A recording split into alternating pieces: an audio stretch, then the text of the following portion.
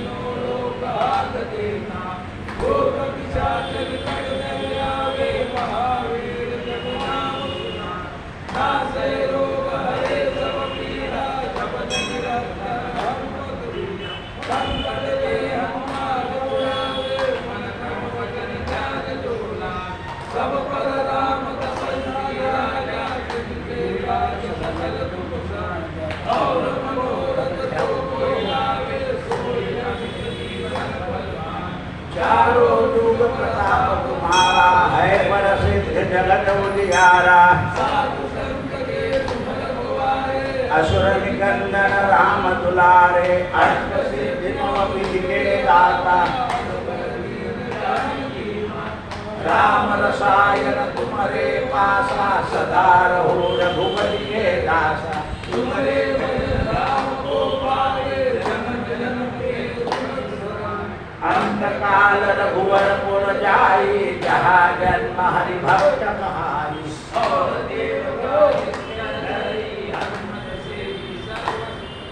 संकट कटे सब पीरा जो सुमरे। जय जय जय हनुमान गुसारी कृपा करो गुरुदेव। जो शतबार पाठ कर कोई छूटे बंधु महासुख।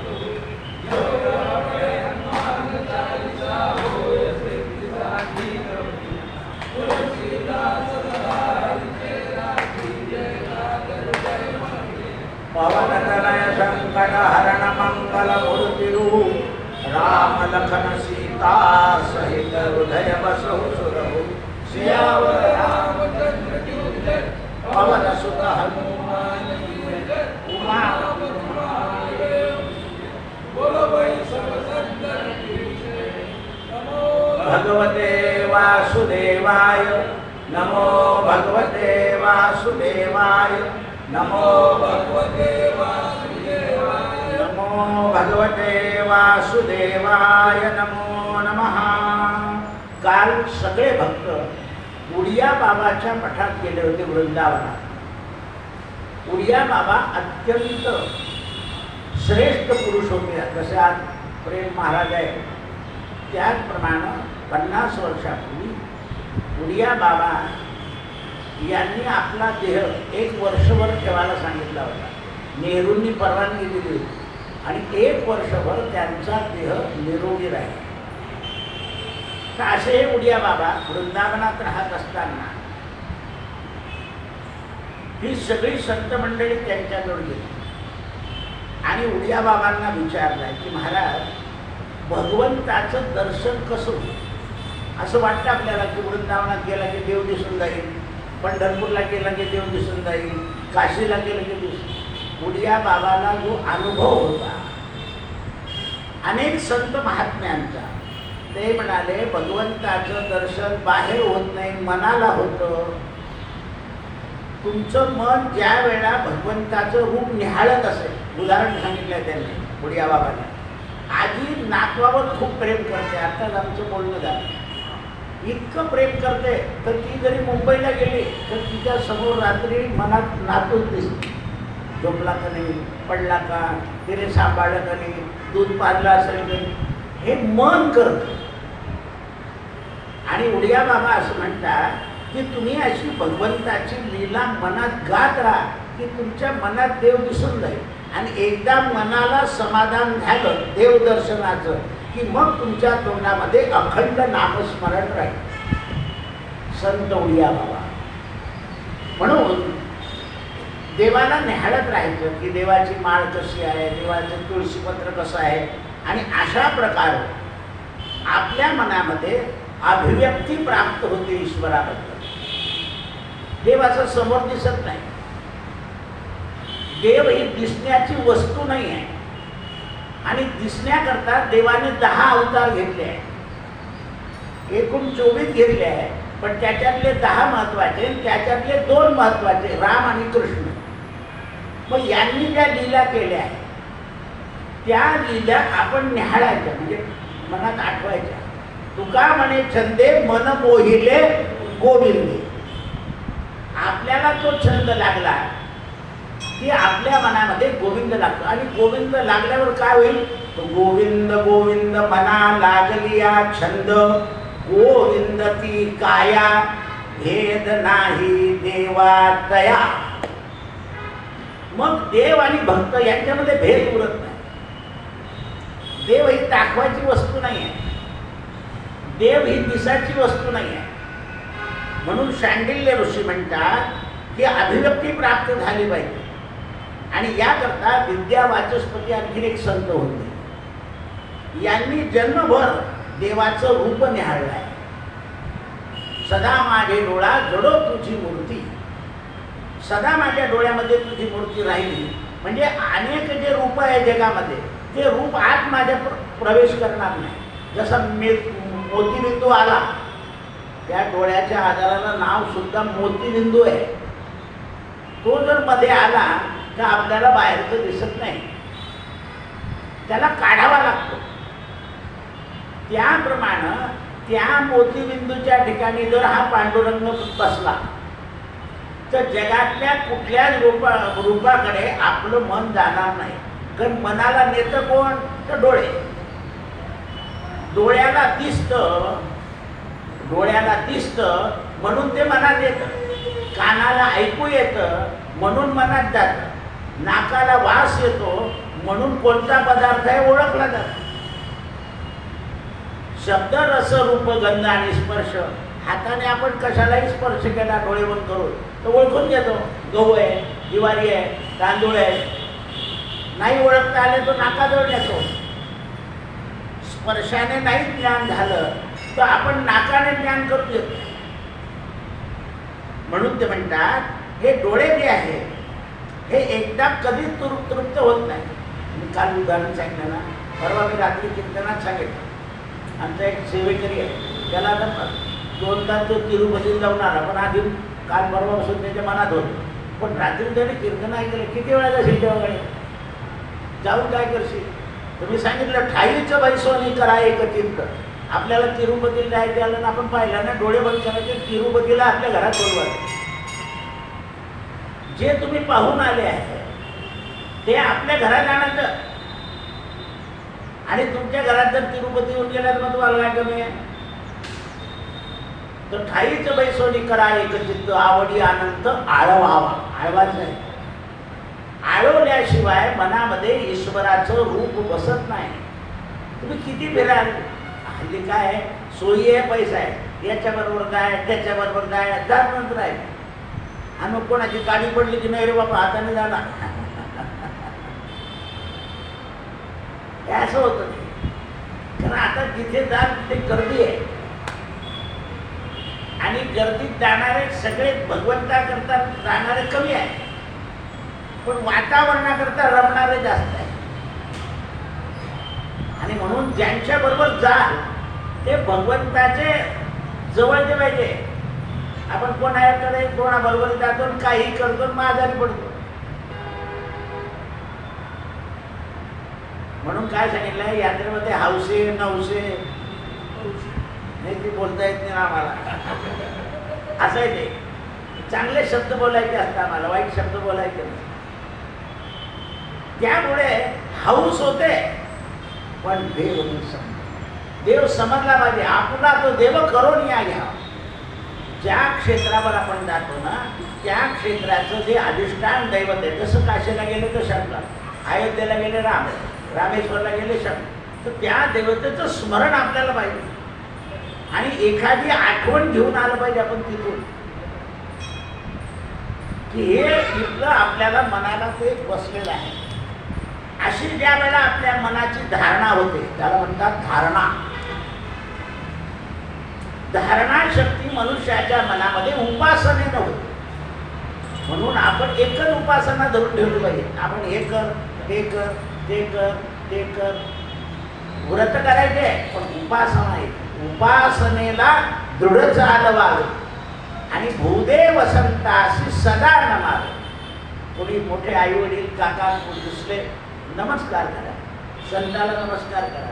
संतापासून अशी अपेक्षा नाही करायची की माझं भलं झालं पाहिजे, माझा मुलगा पास झाला पाहिजे, आमच्या घरात सद्बुद्धी द्या, एवढंच मागा.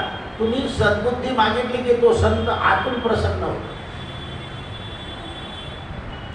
कारण त्याला माहिती आहे आपण दुसऱ्याच्या घरी भीक मागतोय 12 वाजेला, आपण काय देऊ शकणार आहे. पण सद्बुद्धी सगळे देतात, सगळ्यांना देण्याचा अधिकार. सुखी राहा. मनुष्य सुखाने कशा राहतो? चांगल्या बुद्धीने सुखी राहतो. चांगल्या बुद्धीने सुखी राहतो. जर तुमची दुर्बुद्धी असेल तर सुख तुम्हाला आलेलं चाललं जाईल. म्हणून विनाशकाले विपरीत बुद्धी.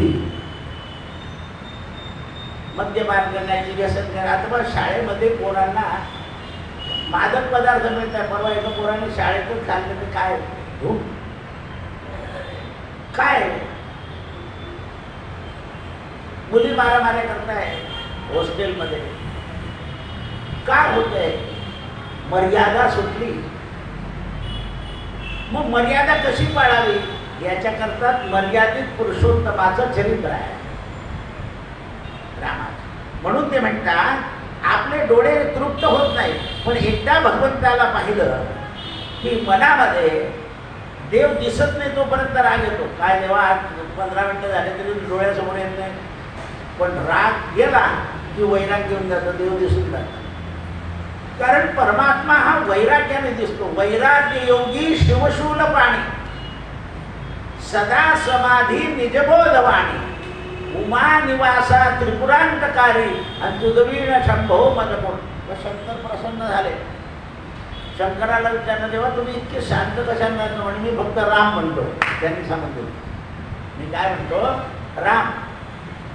मी राम म्हटलं की माझं काम झालं. राम म्हटलं की काम झालं. आणि एकदा शेवटी राम म्हणायचा दशरथाने म्हटला रात्रीच्या वेळी. राम म्हटलं की काम पटलं. म्हणून तुकाराम महाराज म्हणता आम्ही जातो आमच्या गावा, आमचा राम राम घ्यावा, तुमची आमची भेटी येथो निया जन्म तुटे, मार्गी येता कोणी विठ्ठल विठ्ठल बोला वाणी. कारण विठ्ठल हे त्यांचं आराध्य दैवत होतं म्हणून त्याचं नाव सांगितलं. म्हणून त्यावेळे विषयाच्या ज्याला मन हरून जातं.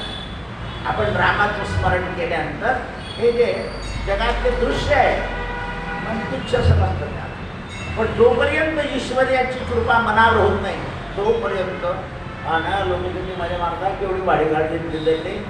म्हटलं आता सरकारने कालच काढले, स्वस्त गाड्या काढताय ना, त्याचे पैसे जास्त गेले, तुझे कमी जाते. हा सगळा कालच बातमी होती की गाड्या स्वस्त होणार, इलेक्ट्रिक गाड्या, खर्च नाही. बरं झालं त्याने म्हटलं तू महागाईची घेतली नाही. असं माणसाचं मन असतं. त्याला पटलं, त्याने घेतलं.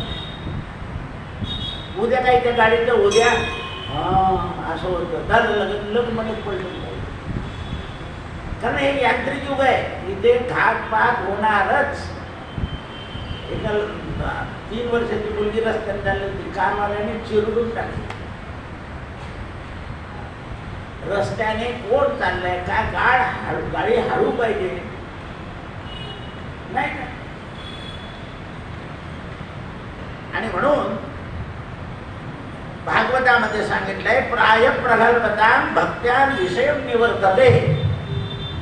ते म्हणतात मत्संगाम दासी सुतः पुरा नारद मुनी, दासी पुत्र नारद मुनी चांगल्या संतांच्या घरी राहिले आणि संतांची सेवा केली, त्यामुळे ते देव ऋषी झाले. आता सत्संगाचा महिमा सांगितला, सत्संगाचा स्वभाव वर्णन करून सांगितलाय. कारण ईश्वरी कृपा झाली आणि 4 भूमिका नारदाने नीट केल्या. तिथे राहिले सेवेला 4 भूमिका. आईवर श्रद्धा होती पहिल्यापासून. हल्ली तर आईवरची श्रद्धा घरातली उडून गेली आहे. आणि एखादा माणूस ठेवत असेल तर ती बाई म्हणते एवढे काय तुम्ही आईचे भक्त आहे, हे असं झालंय. म्हणजे माणसाला जर श्रद्धा असेल तर त्याला दाखवता येत नाही आजच्या काळात. अशी घरातली परिस्थिती करून टाकली तुम्ही. तुमच्या पती ज्याप्रमाणे मातृभक्त असेल त्याचं पाहून तुमचा मुलगा सुद्धा मातृभक्त होईल. पण आपल्याला तर नट भक्त नटी भक्त पूर्ण झाले. त्यांचा करमणुकीपर्यंत आदर्श घ्यायचा. ते लोक करमणुकीपुरता पुरे आहे. ते करमणूक केल्यावर घरी परत चांगलं वागतात. ते तसं नाही वागत. काय वागत नाही, तसं वागत नाही. त्या सिनेमामध्ये ती नटी त्या माणसाचा जोडा पुसून देते. माणसाला असं वाटतं की आपल्या बाईने पुसायला पाहिजे, पण त्याला वाटून काय उपयोग आहे. खरं कोणाला वाटलं पाहिजे, त्या बाईला वाटलं पाहिजे की आपण तसं केलं पाहिजे, तरच मिळते. ती बाई सरळ म्हणेल ना, त्या घरात नाटक करता का, त्या चांबाराकडून पालित करून घ्या तिकडे. त्या बाईच्या मनात आलं पाहिजे ते चित्र पाहून. माणसाच्या मनात येऊन काय उपयोग आहे. तसं आहे ते. म्हणून नाटकाप्रमाणे घरात वागता येत नाही. आणि नाटक करून घरात वागलं तर प्रेम राहत नाही. नाटक आहे. आपण म्हणतो ना काय नाटक करतोय, जेवायचं नाही म्हणतो, जेवायचं नाही म्हणतो, पोटात तर भूक आहे, कुठून खाऊन आला का. नाटक जीवनात चालत नाही. नाटक करमणूक पुरतं आहे. आपण काय करतो, करमणूक जीवनात आणण्याचा प्रयत्न करतोय. हल्ली तसंच चाललंय. म्हणून ते म्हणतात काय भूमिका आईची, आईवर श्रद्धा ठेवली पाहिजे. दुसरं काहीतरी साधना केली पाहिजे ईश्वराची. तिसरं हृदयामध्ये प्रेम ठेवलं पाहिजे. आणि श्रद्धेचा चौथा अनुभव घेतला पाहिजे. आपण जी ईश्वरावर एकनिष्ठ श्रद्धा ठेवली आहे त्या श्रद्धेचा अनुभव आला पाहिजे. ते नाही आपण खरंच देवाचं करतोय, काय अनुभव आहे तर आपल्याला समाधान मिळत आहे. कोणाची बरोबरी करावंसं वाटत नाही, कोणाचं उणं दुणं काढावंसं वाटत नाही, कोणाचा हेवा करावासा वाटत नाही, कोणाबद्दल वाईट बोलावंसं वाटत नाही. हा अनुभव आला. लॉटरी लागून जाईल हा अनुभव त्याच्यात बसत नाही. लॉटरी भाग्यात असेल तर लागेल. लॉटरी भाग्यात असेल तर लागेल. ती भाग्यात धन संपत्ती नसेल तर ती मिळणार नाही. प्रारब्धेची जोडे धन, प्रारब्धेची वाढे मान, नको सोयसू मना, भजरे मना पंढरी राया. म्हणून मनामध्ये ती अवस्था यायला पाहिजे. म्हणून ते म्हणतात या 4 भूमिका ज्याच्याजवळ येतो त्याच्याजवळ स्थायी भक्ती रस निर्माण होतो. या 4 ज्या भूमिका सांगितल्या, ह्या 4 भूमिका ज्याच्या हृदयात येतात त्याच्याजवळ भक्ती स्थायी राहते, म्हणजे कायम राहते. त्याच्या हृदयातून प्रसंगाला पाहून भक्ती जात नाही. आणि तो वागतो कसा म्हणे, तर भक्त ऐसे जाणा जे देही उदास. अगदी साधं राहणं, साधी राहणी, उच्च विचार सरणी. राहणं साधं पण विचार चांगले. त्यामुळे त्या भक्तिरसामुळे त्यांचे डोळे जे आहे ते शांत राहतात. नाही तर डोळ्यांना काय चंचलता आहे. डोळे कोणामध्ये कसे आहे, चंचल केव्हा गरगर फिरतात आहे. आणि जे स्थायी लोक आहेत ज्यांच्या मनामध्ये भक्ती आहे त्यांचे डोळे स्थिर राहतात. आपण म्हणतो भाऊ आम्ही बोलतोय, तुम्ही तुमचे पाहताय, तो तुम्ही ऐकतोय ना. डोळे फिरवत नाही तो कानाने फक्त ऐकतो. कारण डोळे गेले की मनामध्ये घुसून जात. पण आपल्या कामाचं नसेल तर कान कमी ऐकतो का नाही, का कानाला सांगावं लागतं की कमी ऐक म्हणून. नाही, जे कामाचं नाही ते पहा. तुम्ही मुलगा जाताना आई म्हणतो मी दुपारी अमुकच त्या तुला आल्यावर पाहिजे नाही, ऐकलं का तिने, तू आल्यावर पाहिजे, कारण ते काही आता कामाचं नाही आहे. ते त्यावेळेला तो आल्यावर ते म्हणेल ते ऐकून देणार आहे, तर लगेच सांगून टाकलं ते. हे काय जे कामाचं नाही ते ऐकेल, पण डोळ्यात तर कोण असं आहे की जे दिसतं ते कुठेच आत जातं. म्हणून डोळ्याच्या ठिकाणी चंचलता नको, स्थिरता. पण तुम्हाला कोणाचं काही दिसलं की लगेच डोळे फिरून जातात. चष्म्यातून सुद्धा तुम्हाला दान होत असेल, चष्म्यातूनही फिरत ते, आणि समोरच्याला दिसतं, कानाचं कोणाला दिसत नाही, नाकाचं कोणाला दिसत नाही, ते आपल्यालाच कळतं. म्हणून ते म्हणतात की या डोळ्यानं स्वरूपस्थिती केली आहे, आणि म्हणून संत म्हणतात सदा माझे डोळा जडो तुझी मूर्ती. आता या गोष्टी आपण ऐकतो, वातावरण तयार होतं, पण हे टिकत का नाही? तेव्हा उडिया बाबा म्हणाले, देवाचं एक वचन आहे ते ऐका. म्हणजे काय वचन आहे? यत्र यत्र रघुनाथ कीर्तनम तत्र तत्र कृतां मस्तकांजलिं बाष्पीपरिपुं पूर्णलोचनं मारुतिं नमतां राक्षसांतम. ज्या ज्या ठिकाणी भगवंताचं चरित्र चाललेलं असेल त्या ठिकाणी मी जाऊन बसेल आणि ते श्रवण करेल.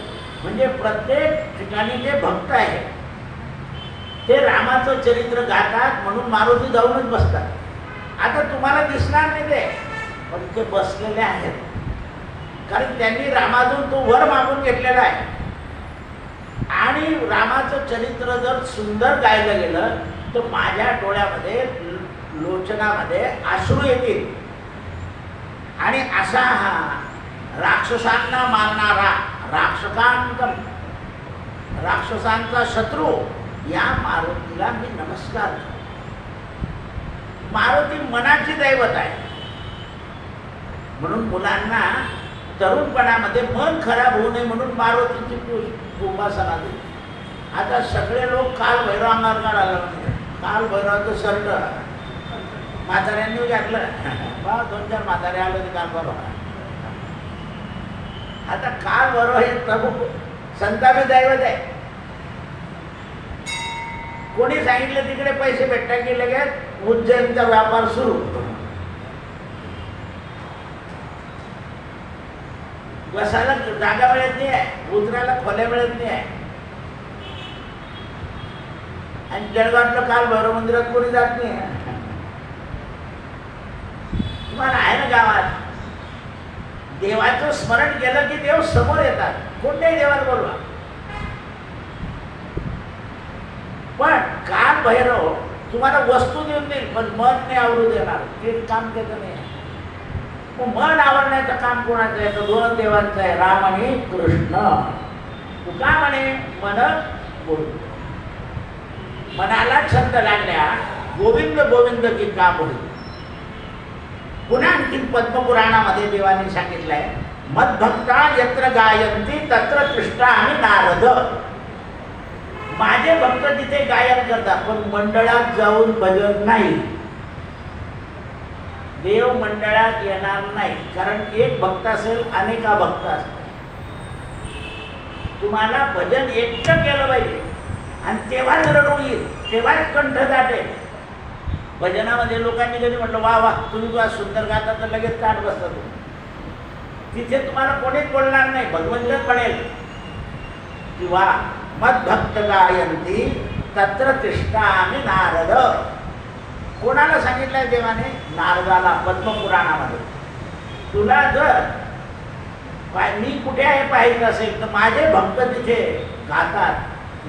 मग सूरदासांच्या चरित्रामध्ये आलंय, एकदा सूरदासांची वस्तू पडून गेली आणि ते पाहायला लागले, दिसत नव्हतं.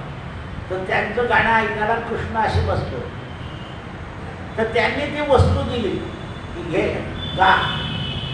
तर त्यावेळेला देवाचा स्पर्श सूरदासांना झाला. तर देवाने हात पटकन बाजूला केला, म्हणे देवा तू आहे, मला दिसत नाही, तू हातातून सुटशील पण हृदयातून जाशील कुठे? पुन्हा गायला लागलं, तत्र तिष्ठामि नारद. तुम्हाला अनुभव घ्यायचा असेल ना, डोळे लावून हनुमान चालीसा म्हणून पहा. असं समोर चलन बनून दिसतं मारुती, हातपाय धुवायचे आणि काहीच कोणाची बोलायचं आणि बसून जायचं मारुतीच्या समोर आणि अगदी शांत हनुमान चालीसा म्हणायचं, काही नाही करायचं. नासे रोग हरे सब पीडा जपत निरंतर हनुमत वीरा. आपण जय जय जय जेवढा आवाज वाढवून देतो, कारण नसतं ना, असं मी झालं. यत्र यत्र रघुनाथ कीर्तन मग भक्त गायन तत्र तिष्ठामि नारद. एका संताच्या चरित्रात असा उल्लेख आहे, नाथ महाराज भावार्थ रामायण सांगत होते आणि सांगता सांगता सीता जेव्हा वनात होती तेव्हा तिथे सगळे पांढरे फुलं होते आणि मारुतीराय गुप्त रूपाने बसले होते. हे पांढरे फुलं होते, हा काय वनात गेला होता लंकेमध्ये, मी तर जाऊन आलो होतो. मारुतीराय प्रगट झाले, नाथ महाराज तुम्ही खोटं बोलताय, मी पाहिले तेव्हा फुलं लाल होते. नाथ महाराज खाली उतरले, पाय धरले, महाराज फुलं कोणतेही असो, तुम्ही प्रगट झाले एवढं पुरं झालं, पण फुलं पांढरे आहे तिथे, तुम्हाला लाल का दिसले त्याचं कारण सांगतो. आणि काय, तुम्हाला आई साहेबांची दशा पाहून संताप आला होता म्हणून तिथे फुलं लाल दिसले. मारुती म्हणे मी आत्ता जाऊन येतो. मारुती पुन्हा पैठणून निघाले, लंकेत गेले, सगळे फुलं पांढरे होते. अजूनही तिथे पांढरे फुलं आहे. आपले 2-4 यजमान आहे तिथे, येताना फुलं घेऊन येतात. पांढरे फुलं आहे अशोकवनामध्ये. अशोकस्य शोकनाशना, त्याचा शब्द असा आहे अशोकवनाचा, तिथे शोक होत नाही. रावण पुन्हा हुशार होता, सीतेला शोक न होण्याकरता अशोकवनात अशोकाच्या खाली ठेवलं, म्हणून तो तेवढ्यात नावाला लागतं आहे अशोक. ती येणाऱ्याचा शोक गेला पाहिजे, सोनेच्या नावानं पोराच्या नावानं काही बाकड्यावर बोलत बसता ना, त्यांचा शोक केला पाहिजे. अशोकस्य शोकनाशना. घरात कटकट झाली की माणूस जाईल कुठे? काव्य रत्नावर येऊन गेलो, बरोबर गेलो, दबाव चेहरा उतरला, काय झालं का? तो आणखीन तिकटमीठ लावलं नाही, तुमचा चेहरा दिसतो काहीतरी झालं जाईल म्हणजे परत काढतो. इथे कोणीच विचारणार नाही, कारण शोकनाशना. मारुतीराय परत आले, पण मग नाथांना भेटले नाही, कारण पाय दर्शन करेल तर पाय धरून येईल. पण नाथांकडे रामायणाच्या वेळा मारुतीराय येऊन बसले. आपल्याकडे संतोषला माहिती आहे, आपल्याकडे त्या मंदिरातले एक संत आले, त्यांनी मारुतीकडे पाहिला आणि असा हनुमान चालीसा सुरू केला. आम्ही त्यांना म्हटलं महाराज या मंदिरात उभ्यानं म्हणायचं नाही, असं का? तर त्यांना आम्ही आसन टाकून दिलं, तिथे बसवलं आणि सगळ्यांनी हनुमान चालीसा म्हटला. ते म्हणाले वा, मी कुठेही जाईल तर हा दृष्टांत सांगेल असं सांगून गेले संतोषला. कोणत्याही कीर्तन करेल त्या मंदिरामध्ये हनुमान चालीसाचा अनुभव येतो, असं मी आता पंढरपूरच्या वारीत किती लोकांना सांगितलं आहे. कारण तो अनुभव करा. आपला विषय काय निघाला, भगवंताच्या नामस्मरणाचा अनुभव आला. संतांनी तर असं म्हटलंय, अनुभवाविन मान हलवू. म्हातारपणाने हलते ते जाऊ दे, पण अनुभव आल्याशिवाय मान नाही हलवायचे. आणि हरिभजनाविन काळ घालवू नको. नाही मान हलवता येत तर हरिभजन कर. हरिभजनाने अनुभव येईल आणि मान हलवली जाईल. तो पुढचा प्रश्न आहे. म्हणून परवाचा आनंद होता, संतांची या वाटे वाट चालू आता. मग शोक भय चिंता, संतांचा मार्ग असला म्हणजे शोक भय चिंता उरत नाही. म्हणून ते म्हणतात की भगवान स्वतः ऐकतात. उद्धवाचं भागवत भगवंताने स्वतः ऐकलं. म्हणून तुम्हाला भागवतकार नारळ घेऊन जे बसायला लावताना त्याचा अर्थ काय? तुमच्या समोर कोण बसले आहे? भगवान. पण तुम्हाला काय सांगावं लागतं? हे नारळ घरी टाकलं ना तर काही वाईट होणार नाही. पण भगवंत आहे असं म्हटलं की कोणी म्हणणार नाही.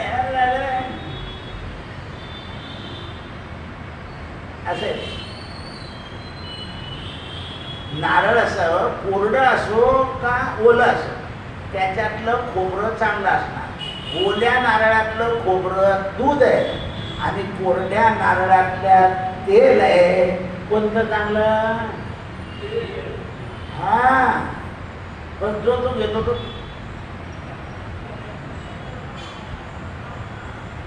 आणि असं आमोशेतीची फोडता आणि फेकून जाता. ती लक्ष्मी आहे. श्रीफळ फेकायचं नाही, लिंबू फेका. बलाय गेली पाहिजे. अरे लक्ष्मी बलाय गेली तर तुमच्या घरात काय राहील? पण कोणीतरी सांगितलं, केलं. विचार करा, लक्ष्मी श्रीफळ आहे, मुलीच्या ओठात घालावं लागतं, नवरदेवाच्या हातात द्यावं लागतं, देवापुढे ठेवावं लागतं, श्रीफळच समराभया. पण हे सगळे शंकर दोदू काही सांगतात आणि आपण त्यांच्या नादीला लिंबू उतरून फेकायला घ्यायला. त्याच्यामध्ये शक्ती आहे, दृष्ट शक्ती लिंबामध्ये उतरते. पहा तुम्ही, चांगला पिवळा जर काळ लिंबू एवढं मस्त, माणसाची नजर जाणार. लिंबामध्ये शक्ती आहे. सलाईन आहे.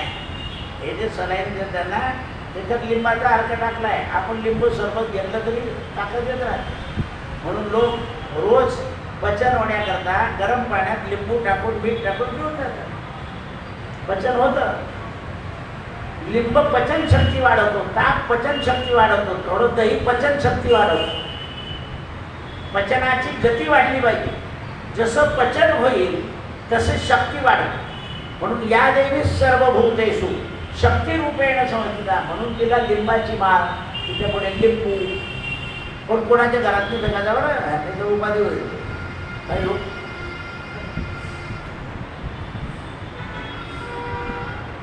ते अमावस्येच्या दिवशी लिंबू असतात ना, तर काही मुलं मुली जातात, ते पडलेल्यावर त्यातून गाडी जाते.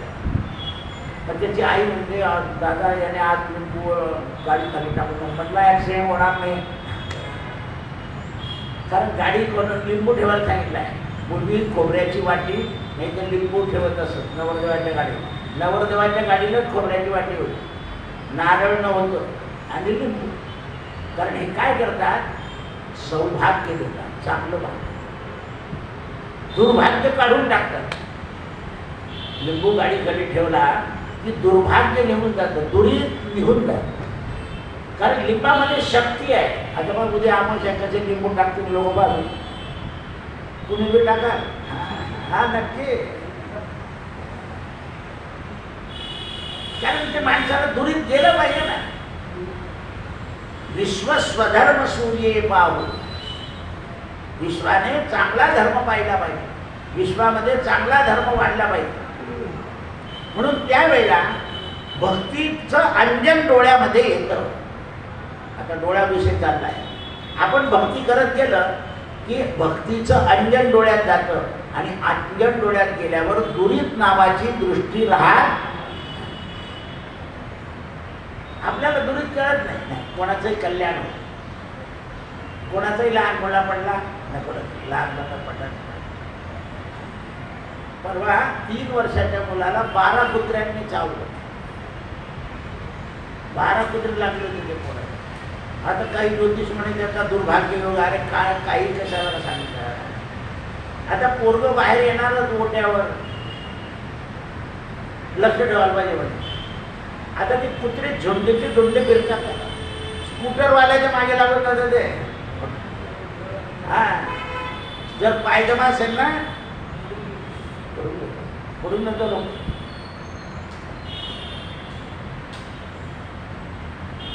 सगळ्यांना काही एकदम जोरात गती देता येत नाही. म्हणून ते म्हणतात की अंजन डोळ्यामध्ये जातं भक्तीचं आणि हृदयामध्ये भक्तीचं उदय होतो आणि मनामध्ये देवाचं दर्शन होत राहतं आणि सुखाचं साम्राज्य. बुद्धीला येतो. सुखाचं साम्राज्य. तुम्ही आता हे दोन लोक भेटले, मी वरती चढवलं, कसं चाललंय म्हणे एकदम तुमच्या आशीर्वादानं चांगलं. सुख. दोन लोक 12 वर्षांनी भेटले, लोकांनी एकमेकाला विचारलं मला इतकी मुलं आहेत, सगळे सुखी आहेत तर आनंद. सुखाचं साम्राज्य तोंडातून चांगलं दिसतं. कारण कुरापत सांगून त्या माणसाला दुःखी करण्यात काय अर्थ आहे, किंवा त्याने कुरापत सांगितले आपल्याला दुःखी. सगळे सुखी असं म्हटलं की मनुष्य आनंदित होतो. म्हणून स्वतःही आनंदित राहा आणि दुसऱ्यालाही आनंदित ठेवा. आनंदाचे डोहे. म्हणून त्यावेळेस ज्या वेळेला भक्ती हृदयामध्ये येते त्यावेळेला आपले डोळे प्रसन्न होतात आणि भगवान फक्त आपल्या मनामध्ये शेष राहतो आणि आपण भगवंताच्या सेवकांबरोबर जुळून जातो. जरी आपल्याला समोर सेवक दिसत नसले, आता वर्तमान स्थितीत नामदेव तुकाराम, आज सावका महाराजांचं पुण्यस्मरण आहे, नामदेव महाराजांचं पुण्यस्मरण आहे, हे लोक आपल्या डोळ्यासमोर येतात. आज नामदेव महाराजांची पालखी निघेल जळगाव शहरात. हे उत्सव का करायचे आहे तर लोकांच्या डोळ्यासमोर संतांच्या आठवणी राहिल्या पाहिजे. संतांच्या आठवणी काय करतात तर माणसाला दिव्य दृष्टी देतात. काय देतात? दिव्य दृष्टी. पहा तुम्हाला तुमची दृष्टी पहा, तुमची स्वार्थी दृष्टी असल्यामुळे तुम्हाला एकादशी आठवण राहत नाही, पण आमोशा 15 दिवस, आमोशा कधी आहे, आमोशा कधी आहे, नजर काढायची, नजर काढ कशी काय राहते आमोशा लक्षात. चुकते का आमोशा? नाही. पण एकादशी चतुर्थी म्हणून गेली, नातवा बरोबर बिस्किट खाऊन घेतलं, आता काय करू म्हणलं उद्या जेव. काय जाते ते तर आमोशावर लक्ष असतं. नजर काढायची आहे, बापळा द्यायचा आहे, मग इडा पिढा चालली जाईल. एकादशीवर त्याची नजर राहत नाही. काही काही लोक लग्नात गेले की एकादशी काय एकादशी पाहून लग्न गेलं नाही, कोणी खाल्लं नाही. अरे पण तुला खायचं नाही म्हणून बाकीचं तर खायचं आहे, गोष्टी पाहिजे नाही. नाही सावधान तरी ठेवायला पाहिजे होतं. असं आहे. एकादशी तिथी लग्नाला चांगली आहे, संलग्न, नाही तर पंचांगात दिली नसते. म्हणून लग्नात आपल्याला शास्त्रानं मोठी एकादशीची परवानगी दिली आहे. म्हणजे एक वेळा देवाचं देऊन देवाला काही राग येत नाही. भगवंताला एकादशी म्हणली तर पाप नाही आहे, बाकीच्या तिच्या म्हणल्याचा दोष आहे. तिथून परत सुरू करावं लागतं. एकादशीचं तसं काही नाही, कारण वैकुंठीचा मार्ग आहे. झाली तर कर, नाही झाली तर नको करू, भजन कर. उपोषण नाही तर भजन, दोन्ही एकच आहे. म्हणून ते म्हणतात ईश्वराचं साम्राज्य पसरतं आणि स्वरूपाधिगमस्तम. शांडिल्य सूत्र सांगतो 24वा की भगवान आपल्या बरोबर आहे असा आपला दृढविश्वास होतो आणि भगवंताचा आपला आणि संबंध जुळतो. म्हणून मग आता भगवान आपल्या जवळ आहे तर कसा आहे? आत्मस्वरूप स्वरूपाधिगत मस्तः, म्हणजे आपल्या आत्म्याचं स्वरूप आहे. म्हणून आपण जे अगदी आपले भक्त असतात त्यांना कवटाळतो, मुलाला कवटाळतो. ते आज्ञाचे संबंधित, हृदयाला हृदय लागलं पाहिजे असं, कारण ते आज्ञाच्या संबंधानं आलिंगन आहे. मज जातीचे मज भेटता. म्हणून ते म्हणतात भगवान हे प्रियतम आहे आणि म्हणून त्या भगवंताचा अनुभव आपल्याला येतो. मित्र आहेत आपले, सखा आहे. एवढंच नाही, सुदामा सखा होता म्हणून भगवंताने त्याच्या पत्नीच्या समोर जाऊन त्याला द्वारकेला पाठव म्हणजे दारिद्र्य जाईल. मी ते सांगितलं ना तर किती लोकांनी आपल्या जावायला पाठवून दिलं, पण सुनेला पोराला नाही पाठवलं. म्हणजे जावा मुलीचं दारिद्र्य गेलं नव्हतं, याला बी जाऊ दे ना आपल्या सुभाषला. त्याची नाही पाहत नाही. दारिद्र्य जाण्याकरता तुमची मुलगी काटकसरी पाहिजे. नाही तर बऱ्याच लोकांच्या घरी सगळं असतं, तिच्या वागण्यामुळे काय होतं, दारिद्र्य जाण्याकरता आपल्या मुलीला काट कसरीची सवय लावली. लक्ष द्या, दारिद्र्य त्याच्याने जातं काट कसरे, नाही तर दारिद्र्य लवकर जात नाही. संडास बाथरूमचे लाईट चालूच राहतात, बिल येतं, मग वेळोवेळी बंद केलं पाहिजे, लक्ष ठेवलं पाहिजे. आणि बाहेरचा लाईट बंद करून देतात. उलट तो कोणाला उपयोगाला येतो, जाणार येणार नाही, तिकडे इकडे कोणी पाहतच नाही. जसे तसे बाहेर पडतात, चालू असतो तो लाईट. उठल्यावर पंखा बंद केला पाहिजे. ही जी सवय आहे ही अशी खर्च कमी करण्याची, आपल्या जुन्या सवयी कंटाळ्या, ते काय कशा ठेवण्याचं का असं बोलत, ती सवय ठेवा. पाणी वाया जातं, बंद करा. या सवयी लावल्या पाहिजे आपण मुलांना. त्या सवयी लावत नाही तोपर्यंत लक्ष्मी राहत नाही, कारण लक्ष्मीला सगळ्या सवयी चांगल्या लागतात. म्हणून आत्मा परमात्मा आहे, जीव आणि आत्मा यांचा संबंध कळतो. म्हणून जगन्नाथपुरीचं एक उदाहरण आहे. एका आजीची खिचडी अजूनही 3 वाजता देवाला जगन्नाथाला खिचडीचा नैवेद्य असतो. ती काय करायची, भीक मागायची आणि सकाळी खिचडी केली की देवाला घेऊन जायची. तर एक दिवशी तिच्या खोलीमध्ये एक साधू आला. ते म्हणे काय अनुभव करते, बिना आंघोळीची खिचडी घेऊन जाते. मग तिच्या खिचडीला वेळ झाला. देवाने पुजाऱ्याला सांगितलं, त्या कर्माबाईला म्हणाल तू प्रसिद्धची खिचडी आण, कारण मग ते सवळं मोळं याच्यामध्ये तिला काही लक्ष राहिलं नाही, भाव राहिला नाही. देव म्हणे मला पत्रम पुष्पम फलम तोयम, ते भावाने पाहिजे. म्हणून त्यावेळेस त्या कर्माबाईचं ज्ञान सगळ्यांना झालं.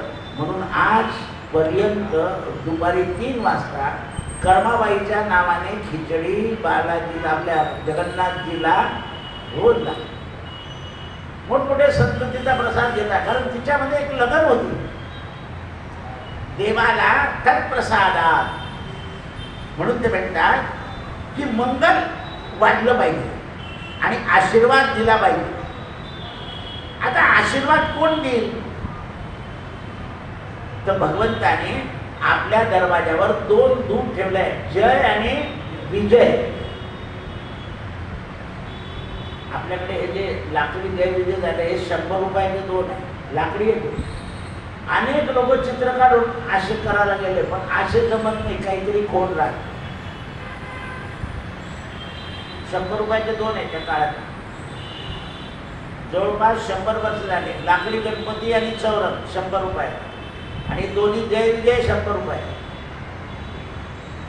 कारण ज्या माणसाने केलंय त्यांना प्रेम ओतलंय. पुष्कळ लोक फोटो काढून जातात, सिमेंटचे करून पाहिले, याचे करून, परत फोटो पाहतात तर असं जमत नाही. त्र्यंबकरावजी मिस्त्री होते, रंगजीत राज होते, त्यांनी बनवलेले. 71 साली गेलेले, तेव्हा त्यांचं 92 वय होतं. म्हणून ते म्हणतात हे जे प्रेम आहे, कारण जीव ओतून बनवलेला आहे. मनुष्य ज्या काही गोष्टी करतो त्या प्रेमानं आणि जीवानं केलं की आत्मा आणि जीव एक होतो.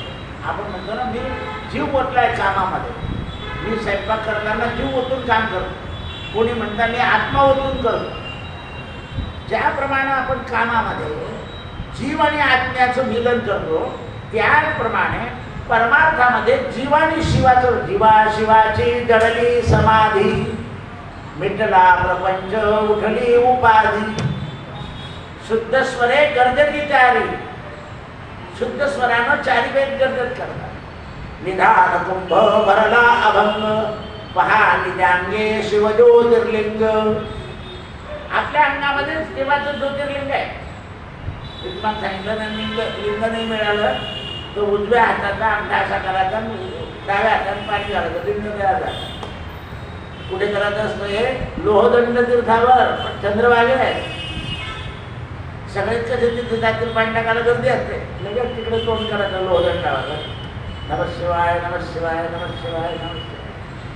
म्हणून जाणत्याचे पाय धरावे. पाय कोणाचे धरायचे? जाणत्याचे. कारण जाणता मार्ग दाखवत असत, म्हणून मार्ग दाखवून गेले संत. काय केले? मार्ग दाखवून गेले. मग मार्ग मिळाल्यानंतर दिवसेंदिवस दोष दृष्टी नष्ट. जोपर्यंत मार्ग मिळत नाही तोपर्यंत आपल्या डोळ्यामध्ये दोष पाहण्याची सवय. डोळ्यातली दोष दृष्टी गेली ही सृष्टी सगळी चांगली आहे. आणि जोपर्यंत डोळ्यामध्ये दोष दृष्टी आहे तोपर्यंत जग वाईटच वाटतं. आता देश काळ परिस्थिती बदल होतो. आता लोक इथे जातात मध्य प्रदेशमध्ये, तिकडे चहा प्यायला ते कुडवे मिळतात. हे अजून मागासलेले आहे, बशा आणत नाही. काय बशा करतो? ते बशा धुतली कोणाच्या? आपल्याकडे बशा धुवा लागतात. तिथे हॉटेलमध्ये ते मिळतात. पंतप्रधानाला काशीला चहा दिला त्यांनी कुडव्याला नाही म्हणे करत. अरे कुंभाराचं पोट भरतं ना, रोज त्या कुंभाराला मजुरी मिळते एवढ्या कुडव्यांची. काशीमध्ये किती लोक चहा पितात रोज? असं सांगतात 80,000 लोक रोज येतात म्हणे काशीमध्ये. मग 80,000 बाहेरच्या लोकांनी जर कुडव्यामध्ये चहा प्यायले तर किती खपले ते? दिवसातून 2दा तर पितो. धंदा कोणाचा चालला? कुंभाराचा. मग लोकांचे व्यवसाय चालायला नको. आपल्याकडे कंपल्सरी दूध बसावं लागतं. एक नोकर दूध कोणाच्या कंपल्सरी चहा पी करता.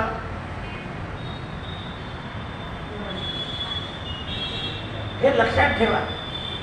देश जसा आहे त्याचे भाग वेगवेगळे आहे.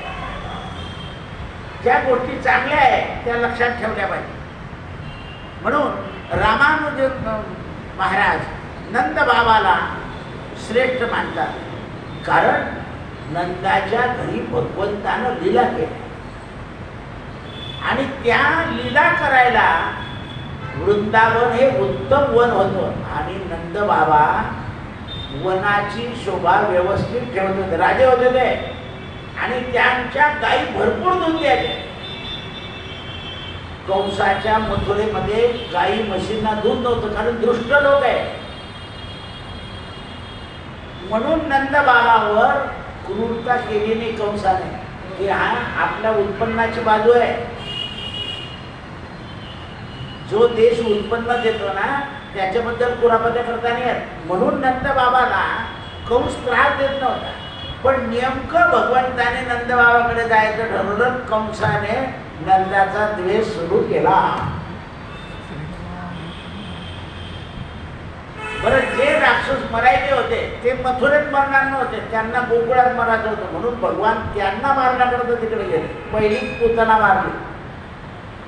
षडकासूर, अगासूर, बकासूर, वत्सासूर, धेनुकासूर सगळे वृंदावनात मारले.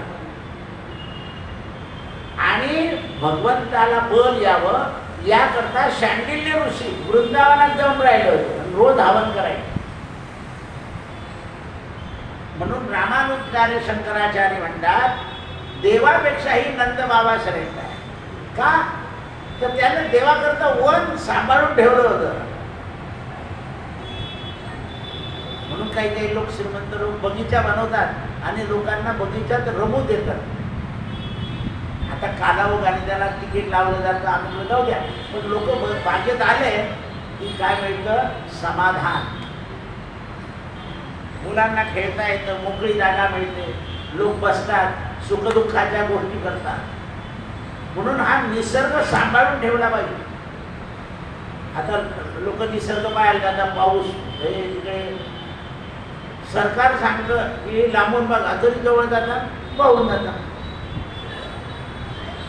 आता लांब उभा आपल्या अजिंठ्याला असे कठडे केले, तिकडे जायचं नाही. तो पुढे जाऊन फोटो काढतो. गेला एकुलता एक होता म्हणून. का बुद्धी होते अशी? कारण निसर्ग आहे. केव्हा सर्ग उदय. म्हणून ते म्हणतात आपल्या स्वरूपाचा साक्षात्कार कोणाला होईल तर जो सेवा करेल त्याला. म्हणून भगवंताची सेवा आणि संतांची सेवा हे शांडिल्य ऋषीने सूत्र सांगितलं. कृष्णार्पणमस्तु. सत्यगुरु राये कृपा मज केली साने वाटे जाता गंगा स्नाना ओजना मागती तुक पावशेर पडला विसर स्वप्न काही कडे उपजला